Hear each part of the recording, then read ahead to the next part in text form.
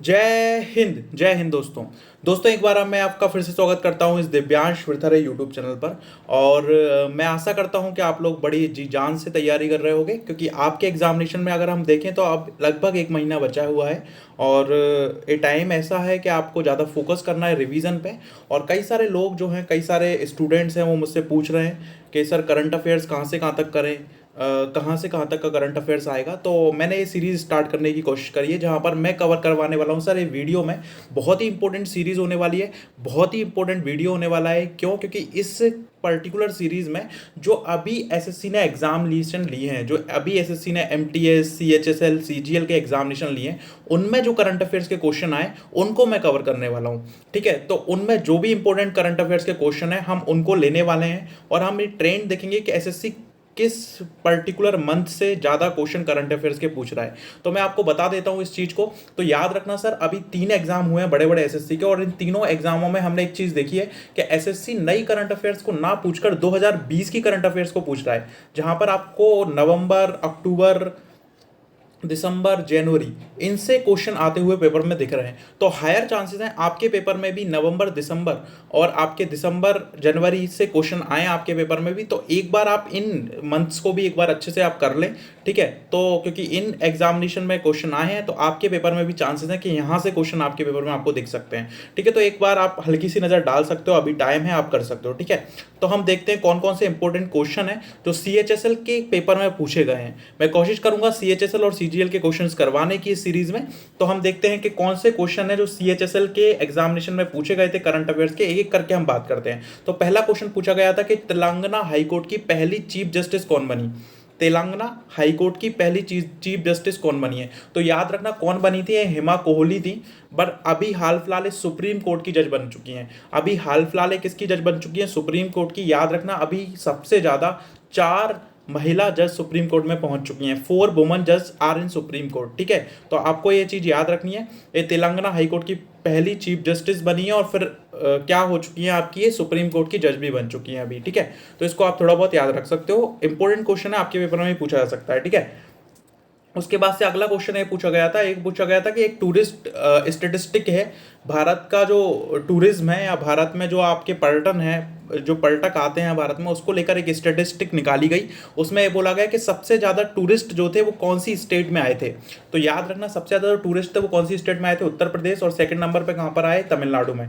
ठीक है, तो इसको आप थोड़ा बहुत याद रख सकते हो। उसके बाद एक क्वेश्चन अगला आया, अगला क्वेश्चन था कि बताइए कौन सी साइट को 2020 में, महाराष्ट्र की कौन सी साइट को 2020 में रामसर साइट क्या करा गया आपका, इंक्लूड करा गया, रामसर साइट में इंक्लूड करा गया। तो याद रखना लोनार लेक, आपको पता है भारत की एक क्रेटर लेक है।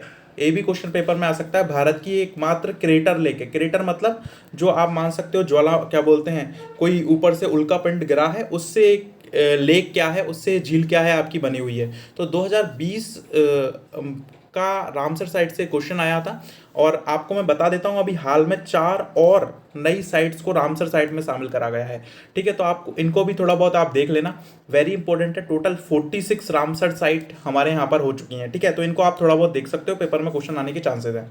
उसके बाद एक क्वेश्चन पूछा गया था कि भारत का पहला 100% ऑर्गेनिक स्टेट नहीं, ऑर्गेनिक एग्रीकल्चर स्टेट नहीं, इसको यूटी कर लेना।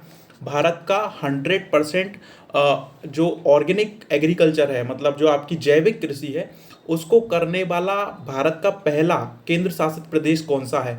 भारत का फर्स्ट यूटी जो 100% ऑर्गेनिक एग्रीकल्चर कर रहा है, तो वो कौन सा है? आपका लक्षद्वीप है। आपको पता है भारत का पहला स्टेट कौन सा था जो 100% आपका ऑर्गेनिक एग्रीकल्चर करता था? वो था सिक्किम।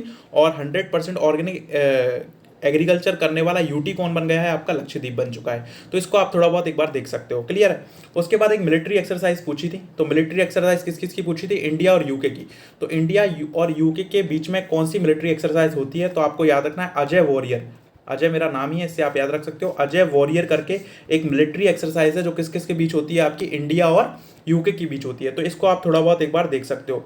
आप एक बार पूरी मिलिट्री एक्सरसाइज भी पढ़ के चले जाना, सभी इंपॉर्टेंट होती है, पेपर में क्वेश्चन आपको मिल जाएगा। ठीक है, आगे चलते हैं हम, कौन सी इंपॉर्टेंट चीज़ें पूछी गई थी। तो अगला था बीआरओ ने कौन सा टनल को अभी हाल में डेवलप करा है, जो 4 धाम यात्रा क्या करेगा आपका पूरी करवाएगा। मतलब जो देखो, अब पहला क्वेश्चन यहाँ से ये बनता है कि 4 धाम यात्रा कौन सी होती हैं इंडिया में।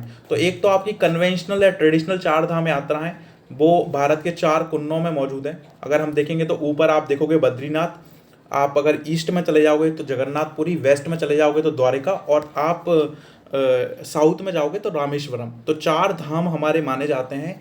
पर अगर हम उत्तराखंड की सिर्फ बात करें कि उत्तराखंड में 4 धाम कौन से हैं, तो उत्तराखंड में 4 धाम है, गंगोत्री, यमुनोत्री, बद्रीनाथ और आपका केदारनाथ। तो ये 4 धाम उत्तराखंड में रिगार्डेड एज 4 धाम, ठीक है। बाकी इंडिया में जो 4 धाम है वो मैंने आपको बता दिए हैं। तो अभी बॉर्डर रोड ऑर्गेनाइजेशन जो है, BRO जो है, उसने उत्तराखंड के 4 धामों को जोड़ने के लिए एक टनल बनाई है, उसका नाम है चंबा टनल, जो कहाँ पर बनाई गई है, उत्तराखंड में, ठीक है। तो इसको थोड़ा बहुत याद रखना। अगला क्वेश्चन है कि विश्व में भारत की जो अर्थव्यवस्था है, इंडिया की जो इकोनॉमी है वर्ल्ड में, उसका रैंक कौन सा है। तो ये पहले 5वां था, अभी कोरोना के टाइम दोबारा से भारत की इकोनॉमी कौन से नंबर पे आ चुकी है, 6वें नंबर पे। तो अभी याद रखना भारत की रैंक कौन सी है, 6th नंबर पे। हम पहले रैंक पे, मतलब 6th रैंक पे है भारत की इकोनॉमी। तो इसको आप थोड़ा बहुत लगा सकते हो। जब क्वेश्चन आया था तब भारत की इकोनॉमी 5th थी, अब कौन सी है, 6th। अगला क्वेश्चन आया था भारत का पहला फायर पार्क कहाँ पर स्थापित करा गया है। तो याद रखना ये कहाँ पर स्थापित करा गया है, उड़ीसा में। भारत का फर्स्ट फायर पार्क जो है वो कहाँ पर स्थापित करा गया है, आपका उड़ीसा में। इसको क्या करा गया है, आपका एस्टेब्लिश करा गया है, ठीक है। एक क्वेश्चन डेथ से आया था, और डेथ किसकी पूछी थी, अभी मानेटोम्बी सिंह ही, वो अभी रिसेंटली मरे हैं। वो किस पर्टिकुलर फील्ड से रिलेटेड थे, तो ये स्पोर्ट्स की फील्ड से रिलेटेड थे, और ये फुटबॉल खिलाड़ी थे, ठीक है। ज़्यादा इंपॉर्टेंट क्वेश्चन नहीं है, पेपर में नहीं आएगा। अगले क्वेश्चन ये है कि यूनाइटेड नेशन पॉपुलेशन फंड है, उसका UN पॉपुलेशन अवार्ड है। एक यूनाइटेड नेशन पॉपुलेशन फंड है, एक यूनाइटेड नेशन का एक फंड है, उसने अभी एक हाल ही में अवार्ड दिया है जिसका नाम है UN पॉपुलेशन अवार्ड। एक किसको दिया गया है, तो आप याद रखना ये हेल्पेज इंडिया, एक आपका NGO है, एक आपका संगठन है जिसका नाम है हेल्पेज इंडिया। इसको ये अवार्ड क्या करा गया है, आपका दिया गया है, ठीक है। तो इसको आप थोड़ा बहुत याद रख सकते हो, पेपर में आ सकता है। अगली एक प्रोग्राम है जिसका नाम है डिजिटल सेवा सूत्र प्रोग्राम 2020। तो क्वेश्चन ये पूछा गया था, फलाना प्रोग्राम जो है डिजिटल सेवा सूत्र प्रोग्राम एक कौन सी पर्टिकुलर स्टेट ने स्टार्ट करा है। तो आपको पता होना चाहिए गुजरात ने स्टार्ट करा है। किसने स्टार्ट करा है, आपका गुजरात ने, ठीक है। उसके बाद हम बात करते हैं, तो अगला क्वेश्चन अवार्ड से पूछा गया है, EY एंट्रीप्रेन्योर ऑफ द ईयर। एक बहुत ही इंपॉर्टेंट अवार्ड होते हैं। तो EY एक बहुत ही बड़ी कंपनी है, तो उसके एंट्रीप्रेन्योर ऑफ द ईयर के अवार्ड मिलते हैं। तो ये इंपॉर्टेंट अवार्ड है। तो एंट्रीप्रेन्योर ऑफ द ईयर का 2019 का अवार्ड किसको दिया गया, तो 2019 का अवार्ड पेपर में आया था कि एंट्रीप्रेन्योर ऑफ द ईयर अवार्ड 2019 किसको दिया गया। तो याद रखना एक किरण मजूमदार है, जो बायोकॉन की क्या है, आपकी CMD है। जो बायोकॉन कंपनी है आपकी फार्माकोटिकल्स की, उसकी CMD है। उसके बाद 2020 का जो अवार्ड है वो मिला है हर्ष मारीवाला को। किसको मिला है, आपका हर्ष मारीवाला को। ये 2020 का क्या मिला है, आपका अवार्ड मिला है। दोनों को एक बार आप देख लेना, पेपर में आ सकते हैं, ठीक है। उसके बाद हम आगे चलते हैं और कुछ इंपॉर्टेंट फैक्ट के बारे में। तो अगला फैक्ट की अगर मैं बात करूं, तो अगला फैक्ट है कि बताइए भारत की यंगेस्ट मेयर कौन है।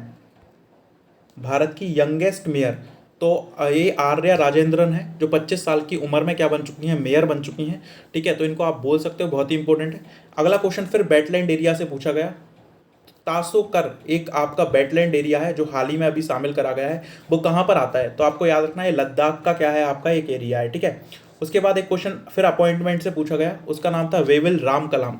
वेविल राम कलाम हाल ही में राष्ट्रपति निर्वाचित हुए हैं, और एक कहाँ के राष्ट्रपति बन रहे हैं। ये इंडियन ओरिजिन है, और एक कहाँ के राष्ट्रपति बने हैं। तो आपको पता होना चाहिए कहाँ के हैं, सेसिल्स देश है, उसके राष्ट्रपति हाल ही में बने हैं, ठीक है। WHO फाउंडेशन एक नया संस्था बनी है जिसका नाम है WHO फाउंडेशन।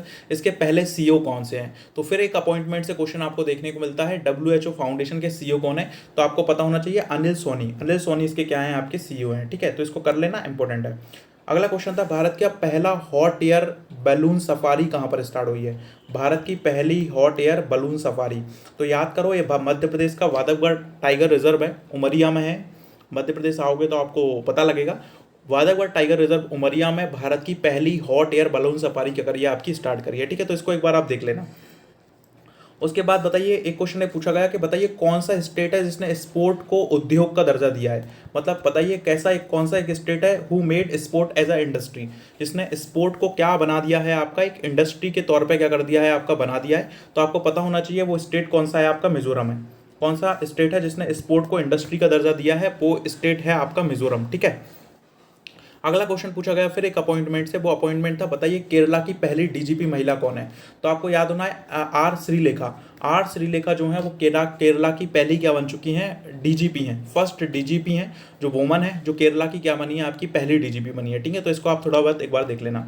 अगला क्वेश्चन था कि रिपब्लिक डे में जो झांकियाँ निकलती हैं, रिपब्लिक डे भारत का 71वां रिपब्लिक डे था इस बार, और आपको पता होगा जो रिपब्लिक डे में झांकियाँ निकलती हैं तो उसमें झांकियों में सबसे पहला अवार्ड किसने जीता था, मतलब who won the prize of tableau. Tableau मतलब होती हैं झांकियाँ, जो झांकियाँ निकलती हैं उसमें पहला अवार्ड किसको मिला, तो याद रखना वो अवार्ड जीतने वाली कौन सी स्टेट थी, असम। तो असम को फर्स्ट प्राइज इसमें क्या था आपका मिला था। तो ये कुछ इंपॉर्टेंट क्वेश्चन थे, होप आप लोग पढ़ रहे होगे, बढ़िया पढ़ रहे होगे, ऐसे ही पढ़ते रहिए।